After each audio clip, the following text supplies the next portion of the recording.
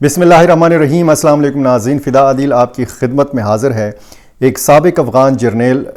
समी सादात ने एक सख्त बयान जारी किया है। एक इंटरव्यू के दौरान उन्होंने 15 दिन की मोहलत दी है, और ये 15 दिन की मोहलत उन लोगों के लिए है कि जो इस वक्त अफ़गान तालिबान के साथ काम कर रहे हैं। ये वो लोग हैं कि जो साबका हुकूमतों में शामिल रहे हैं, ये अफ़गान नेशनल आर्मी का हिस्सा रहे हैं, ये इंजीनियर्स हैं, तकनीकी माहिरीन हैं, पायलट्स हैं और मुख्तलिफ़ शोबों से वाबस्ता रहे हैं। जब हामिद करज़ई सदर थे, उसके बाद जब डॉक्टर अशरफ गनी सदर थे, उस दौर की बात है। और यहाँ पे अफ़गानिस्तान के अंदर अमेरिका मौजूद था, नेटो फोर्सेस मौजूद थीं, और अमेरिका ने जिस तरीके से अफ़गान नेशनल आर्मी को खड़ा किया था, जिस तरीके से तनख्वाहें दी जाती थीं, बहुत सारे लोग अफ़गानिस्तान से फिर निकल गए थे क्योंकि उन्होंने अमेरिका के साथ काम किया था, उन्होंने साबका जमहूरी हुकूमतों के साथ काम किया था। लेकिन जो लोग रह गए उनमें बहुत सारे माहिरीन, बहुत सारे तकनीकी माहिरीन और पायलट्स ऐसे थे,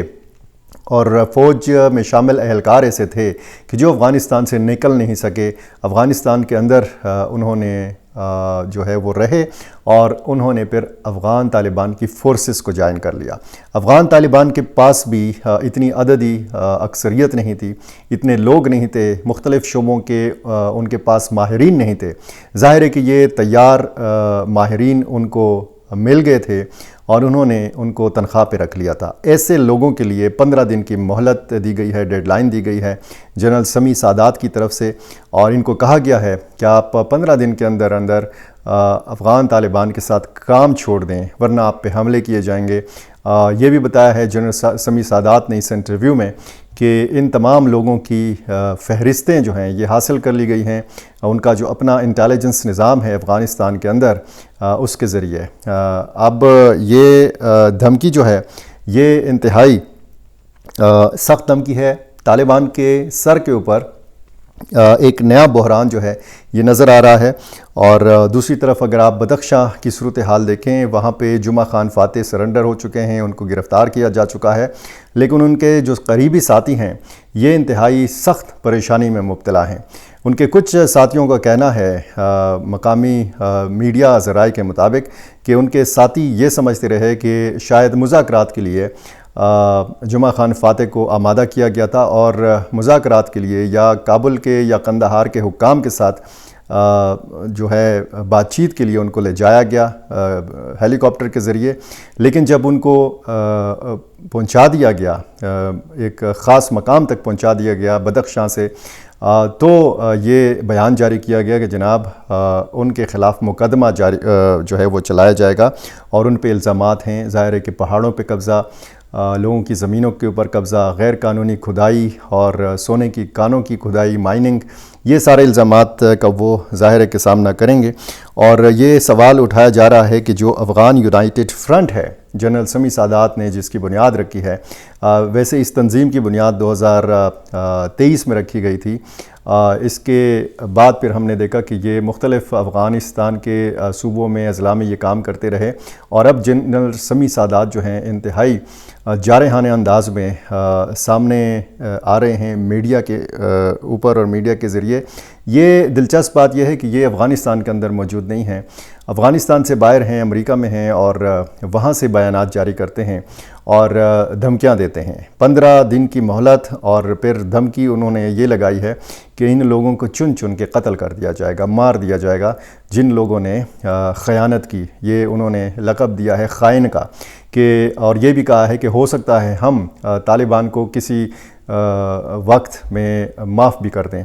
उनके लिए माफ़ी का ऐलान कर दे, लेकिन उन लोगों के लिए माफ़ी नहीं है कि जिन्होंने गद्दारी की, जिन्होंने जो है ख़यानत की।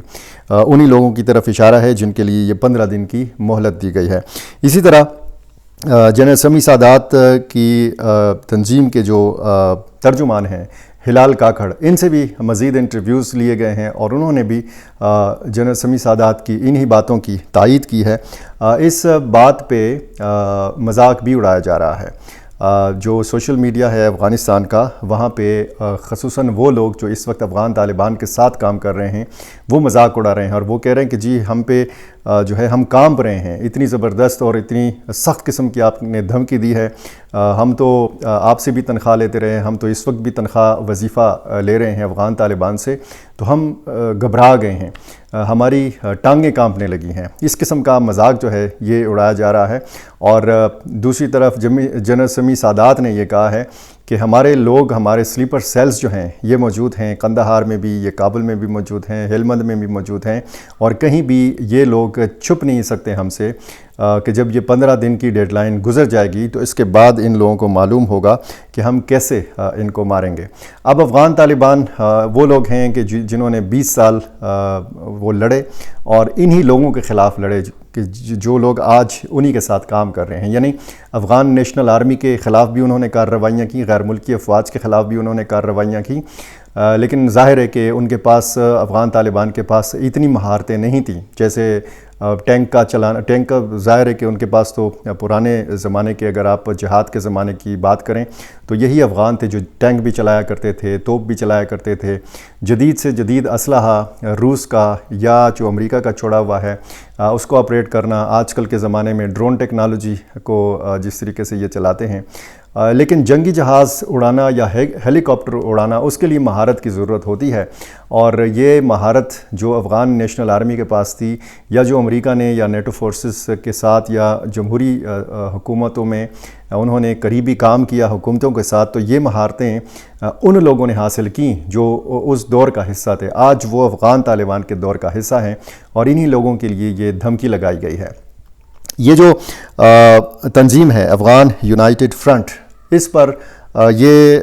بھی الزام لگایا جاتا ہے کہ اس تنظیم کو پاکستان کی سپورٹ حاصل ہے، یا جو باقی مزاحمتی گروپس ہیں ان کو بھی پاکستان کی سپورٹ حاصل ہے. یہ کہا جا رہا ہے، یہ الزام لگایا جا رہا ہے. اب اگر یہ سوال رکھا جائے کہ کیا پاکستان کے مفاد میں ہے کہ افغان طالبان کی حکومت گر جائے، اس رجیم کا خاتمہ ہو جائے، یا پھر افغان طالبان آپس میں لڑنا شروع کر دیں، ظاہر ہے کہ خانہ جنگی اور عدم استحکام جو ہے افغانستان کے اندر، یہ پاکستان کے مفاد میں نہیں ہے. اور پاکستان بارہا یہ کہتا رہا ہے کہ ایک پرامن اور ایک مستحکم افغانستان پاکستان کے مفاد میں ہے.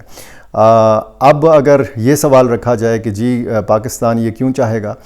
پاکستان ایسا کیوں چاہے گا کہ وہاں پہ صورتحال خدا نخواستہ دوبارہ ایسی بگڑے کہ لاکھوں افغان مہاجرین ایک بار پھر پاکستان کا رخ کریں،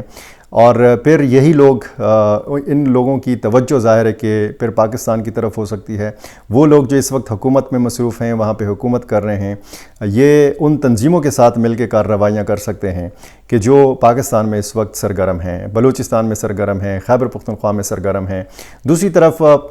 کوششیں جاری ہیں، چین کی بھی کوششیں ہیں کہ پاکستان اور افغان طالبان کے بیچ میں مذاکرات کیے جائیں اور ان کے تعلقات بحال کیے جائیں. جو تقریب ہوئی، قومی تقریب ہوئی اسلام آباد میں، اس میں محمود خان اچکزئی نے شرکت کی. اس پہ بھی بڑی بات ہو رہی ہے کہ محمود خان اچکزئی پاکستان کے وہ سیاستدان ہیں، پشتون قوم پرست سیاستدان ہیں کہ جنہوں نے ہمیشہ طالبان کی پالیسیز کے اوپر تنقید کی ہے، اور جنہوں نے ہمیشہ، یہ اپوزیشن لیڈر ہیں لیکن انہوں نے ہمیشہ جو ہے یہ اپوزیشن کی ہے طالبان کی. آج وہ بھی اس تقریب میں شریک تھے جو افغان سفیر نے بلائی تھی اسلام آباد کے ایک ہوٹل میں، اور اسی طرح مولانا فضل الرحمان نے شرکت کی، اسد قیصر نے شرکت کی، باقی جماعت اسلامی کے سابق امیر سراج الحق شریک ہوئے، غیر ملکی سفیروں نے شرکت کی. اور اس میں آپ دیکھیں کہ جس طریقے سے پھر بات کی گئی، اور افغان سفیر نے یہ کہا کہ ہم چاہتے ہیں کہ پاکستان جیسے ملک کے ساتھ ہمارے تعلقات بحال ہوں،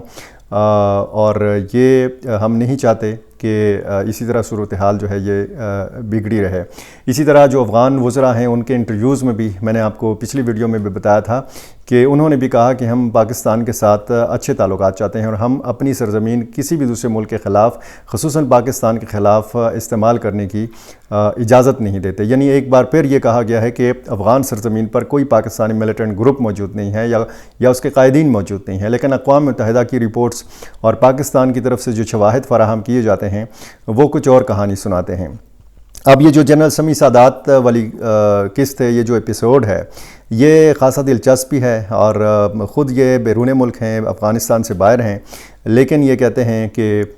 ہمارے لوگ موجود ہیں اور یہ اب حملے شروع کریں گے، اور یہ حملے ایسے نہیں ہوں گے کہ صرف شمالی افغانستان تک یہ محدود رہیں گے، کسی ایک صوبے یا چند اضلاع تک یہ محدود رہیں گے۔ یہ قندھار میں بھی ان کے لوگ نظر آئیں گے، ہلمند میں بھی نظر آئیں گے، غزنی میں بھی نظر آئیں گے، اور یہ جلال آباد اور کابل میں بھی نظر آئیں گے، ان کا یہ دعویٰ ہے۔ اب یہ جو باقی تنظیمیں ہیں، NRF ہے یا AFF ہے، ان کے ساتھ بھی ایک اتحاد کا اعلان کیا گیا تھا، اور اس میں اب یہ دیکھنا ہوگا کہ یہ جو جنرل سمیع سادات ہیں، یہ افغان فورسز کے سابق ڈپٹی سربراہ رہے ہیں، اور اب یہ کس قسم کی مزاحمت کرتے ہیں۔ ایک بڑی مزاحمت یا ایک بڑا چیلنج جو تھا وہ ظاہر ہے کہ ایک جمعہ خان فاتح کی شکل میں تھا، لیکن بتایا جاتا ہے افغان مبصرین کی طرف سے، افغانستان کے سینئر صحافیوں کی طرف سے بھی، کہ افغان طالبان کے خلاف جو مزاحمت ہے، جمعہ خان فاتح اس مزاحمت کا چہرہ نہیں ہے۔ اصل مزاحمت وہ ہے کہ جو شروع سے افغان طالبان کے خلاف ہو رہی ہے، اور لیکن درد سر تھا بدخشاں کی حد تک، کیونکہ جمعہ خان فاتح جو تھے یہ ان کی اپنی صفوں کے کمانڈر تھے جنہوں نے بغاوت کر لی تھی۔ اب جمعہ خان فاتح کے ساتھی پریشان ہیں، وہ اس بات پہ پریشان ہیں کہ جمعہ خان فاتح کے ساتھ کس قسم کا سلوک کیا جائے گا، کیا ان کو ختم کر دیا جائے گا، کیا ان کو جیل کی سلاخوں کے پیچھے دھکیل دیا جائے گا، ان کو کس قسم کی سزا سنائی جائے گی، کیونکہ جس طریقے سے انہوں نے مزاحمت کی تھی بدخشاں کے اندر، اس بات کا امکان موجود نہیں ہے کہ ان کو چھوڑا جائے اور ان کو دوبارہ موقع دیا جائے کہ وہ بدخشاں چلے جائیں۔ یہ صورتحال ظاہر ہے کہ جمعہ خان فاتح کے ان ساتھیوں کے لیے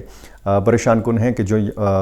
جنرل سمیع جو جمعہ خان فاتح کے ساتھ گرفتار نہیں ہوئے اور ابھی تک بدخشاں میں موجود ہیں، اس محاذ پہ موجود ہیں، لیکن اس وقت بدخشاں کا جو محاذ ہے وہ ٹھنڈا ہے، وہاں پہ کوئی لڑائی اس وقت نہیں ہو رہی، اور بظاہر ایسا لگ رہا ہے کہ یہ والی جو مزاحمت تھی اس پر قابو پا لیا ہے افغان طالبان نے، لیکن یہ جو دوسری قسم کی مزاحمت یا یہ جو دوسری قسم کی دھمکیاں دی جا رہی ہیں، جو 15 دن کی ڈیڈ لائن دی جا رہی ہے، یہ ظاہر ہے کہ اگر افغان طالبان کے لیے تشویشناک بات نہیں ہے، لیکن یہ ان لوگوں کے لیے زیادہ تشویشناک بات ہے کہ جو سابقہ حکومتوں میں